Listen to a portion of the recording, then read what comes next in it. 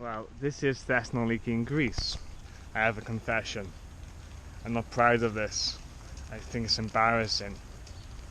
But these videos have to be accurate if they're to be of any worth. So, what is my confession? What have I done?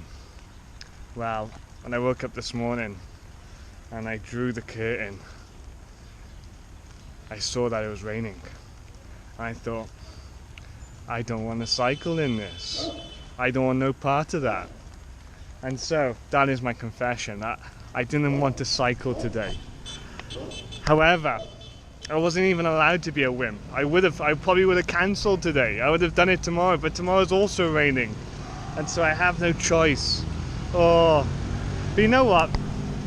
It reminds me actually. So you can see here, this is the Acropolis of Thessanoliki, 1 million people. Athens, 5 million people. Greek population, 11 million. So about half the population live in the capital and about 10% live here.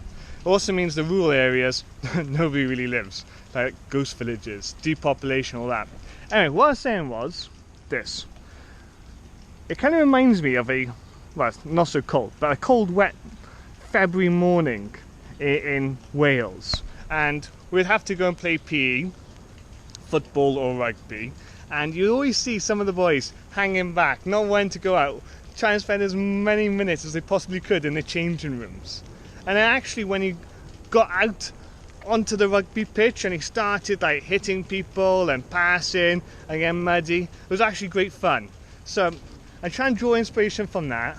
Also in the hostel this morning, I was speaking to a Jordanian guy, and he said to me, this is what he said, "This is my favourite weather."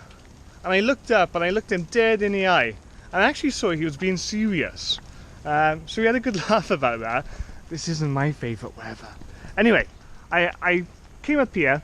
This is where I was just over there on that ledge 2 nights ago for about 20 minutes, overlooking the city of Thessanoliki and the lights.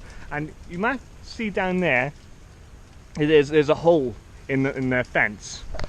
That's always a good sign for me. Like I've learned that if you have to break into somewhere, if you have to leap over something you're not allowed, or go through a hole in the fence, that's a good thing on this trip. That's like the spirit of adventure. So tonight, I'm gonna try and wild camp on a beach. It's not a promise, but it's almost a promise. It's like a good intention, maybe. So, all good. Let's go it.